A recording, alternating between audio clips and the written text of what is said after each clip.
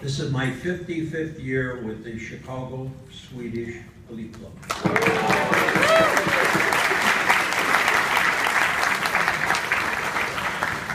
And I figure by the 60th year, give it 4 or 5 more years, I will become a Swede. The first time I sang with the Glee Club was in 1960 at the 60 Voices of Nixon at the Nixon Lodge Republican Convention in Chicago. I had heard them earlier in the spring at the Goodman Theater here in Chicago near the lakefront, and I thought I was in heaven, and I was just listening in the audience. And I had an opportunity, the director at the time said, by the name of Harry T. Carlson, had booked the Glee Club for the 60 Voices of Nixon. Yeah. And he came up with 58 now singers. We're about 20. He needed a second bass and a first tenor. And he called me because I had done a little work for him. And he said, $20 a day, you gotta be at 3 rehearsals, you get a dinner, you get a bus trip to the amphitheater, and you get a chance to sing with the Glee Club, you know? And I thought, is that the Glee Club I heard at Goodman? And he said, yeah. And I said, oh my goodness, that's almost like inviting you to be an angel. It's really amazing, amazing. They had 64 on the roster, and six guys had let him down. They went on vacation, and he needed the two, a bass and a first tenor. And well, the only reason I bring this up is you cannot sing, as you know. You cannot join the organizations of which so many of you are a part without just knowing that you have achieved something quite special in your life, that you'll never, ever, ever, ever be able to do alone what you can do with them, and never, ever can they possibly do anything really good without you. Well, the important thing is the Chicago Swedish Glee Club, okay? We're the host chorus for this shindig.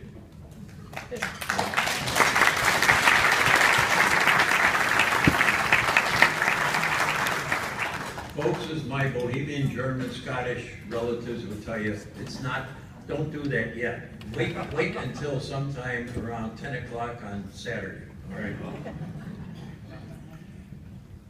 Okay, welcome to the voyage to tomorrow, the voyage to tomorrow. The 2016 National Convention of the American Union of Swedish Singers. This quad-annual celebration finds itself this year in the Central Division of the American Union of Swedish Singers. To be more exact, it's the western portion of the greater Chicagoland area, the western suburbs of Chicago, Lombard, Illinois. I greet you in the name of the Chicago Swedish Glee Club, a charter AUSS member and the host, as I said, of the convention. We thank you for the honor you bestowed upon us by giving us a chance to do what we hope we have done. And we're sure that between what we have put in as efforts and what you will bring to this wonderful occasion will be a memorial, a memorable musical experience for us all. Thank you very much for your presence.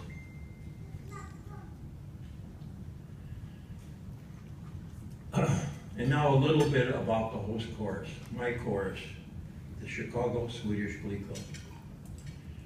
To paraphrase Shakespeare, the never disbanded, and keep that in mind, this chorus, my chorus, has never, ever, ever disbanded. We have suffered through natural tribulation. We've had any number of reasons why we could have stopped singing. Never, ever had that happen to us. And the beginning of the chorus was in 1869. Now, I've looked up this name, this term. Anybody raise your hand if you know what a Selskapet is? A Selskapet. Okay. Am I right in noting, I think, that when there was Swedish immigration and it had reached a point where English had to be learned, refined Swedish, some arithmetic, and so on, that organizations called Selskapet started up as beneficial immigrant schools, and they were funded in a way by the Lutheran Church and by the Swedish government, who was pushing for immigration. The crops had failed in Sweden. The crops had failed in Norway. They had to have the young people actually leave Sweden in order to keep people from starving to death. And when they came, they were inexperienced in the American way of doing things, the freedom, the ability to go off on your own and do, but you had to have a handle on the new way. And the Selskapets helped. And they also had what they called sick funds, which more or less tided you over if you needed such a bit of help. It's a marvelous thing. And like I say, I'm enthralled by you folks. I'm enthralled by Swedes and Norwegians and Finns to some extent, and Danes.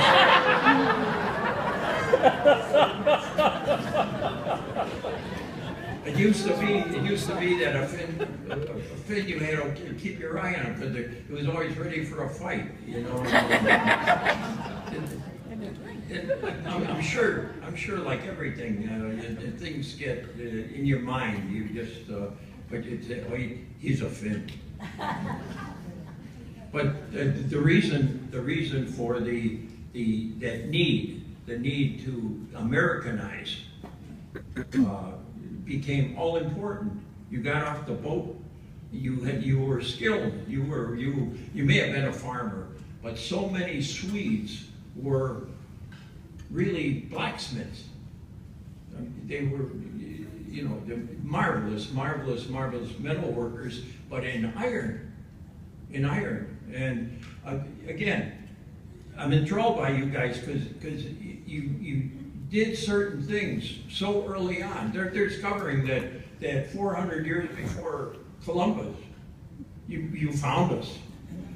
You just were kind of selfish and not telling people when you went back. You know what I mean? It really, truly, it was that kind of a strange thing. Greenland is all icy. Iceland is all green.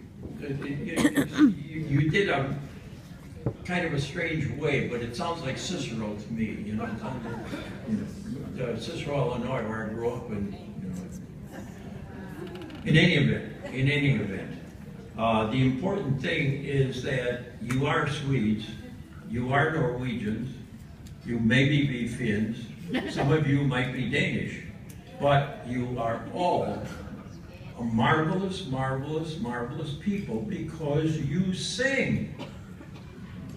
Okay, everybody says the Italians, they sing. There's no Italian choruses. The Irish, they sing. There's no Irish choruses. You name it. The Spanish, oh, gorgeous music. Lovely song. No Spanish choruses. Whatever it is in your blood, whatever it is, you have to join and sing together. It may have happened on the ships, going and coming, okay? I mean, not just to the United States. I mean, when you farmed all summer and then you went off and marauded all winter, you sang, you know, along with everything else. That brings up the iron. The iron. Would you believe that those ships, your wonderful long ships, were put together with iron nails? Iron nails in a sea that basically was corrosive to iron like crazy. Except, what did you guys figure out? There's a fish oil tempering solution that when you dip iron in it, it lasts 3-4 times as long in the corrosive ocean. Okay? But in those ships you went farther. You know, and I can't believe you just rowed. I just know you didn't row. You sang and you rowed. Now, if I'm wrong, tell me, because I'm an outsider, okay? Trying to be one of you. Well, the important thing is you sing, and you form choruses. And the Chicago Swedish Glee Club started in 1869 with a Sällskapet quartet called the Scandinavian National Quartet. And they went all over and they sang in Wisconsin and Minnesota, but they were Chicago-based chorus.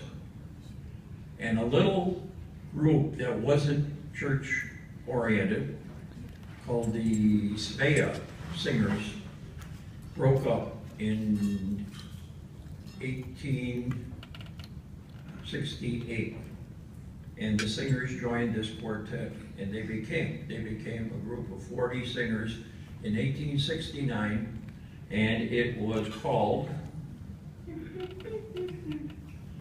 the Svenska Sångsällskapet.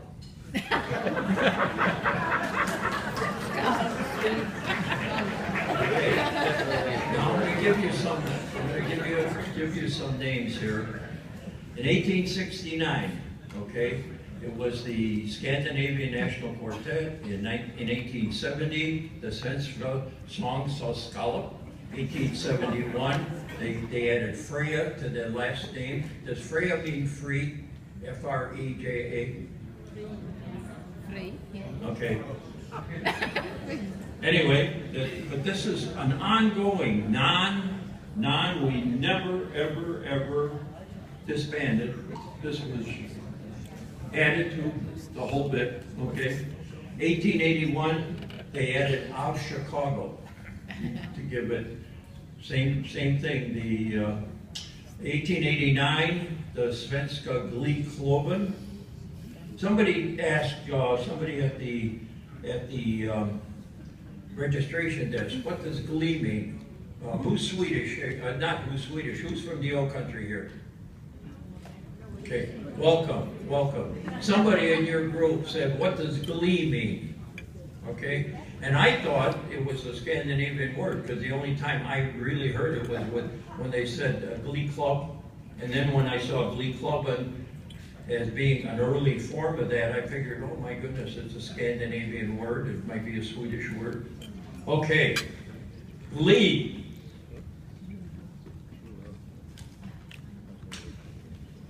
To light up your face with delight.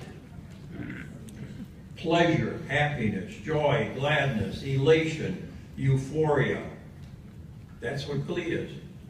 And when we sing in a Glee club or in any singing organization with Glee, we are doing that. Trying to do it, meaning to do it with smiles and joy and the knowledge that you're really a part of something really great, and through your own effort you can make it greater. Okay, now that got us to 1889, right? 1905, the Glee Club of East Chicago. Okay, now big thing. 1913, 103 years ago. Okay, the Chicago Swedish Glee Club. So 103 years we've had this last name. Never, ever, ever disbanded. Only was added through by other disbanded singers. A joy, pure, unabated joy. When I joined them in 1960, they were 66 on the roster. Here's the boys today, and only 1 or 2 are missing. Okay. But the important thing, again, is we're all together, and for some reason, I guess we inspired you to come and be a part of our life. Thank you, thank you, thank you.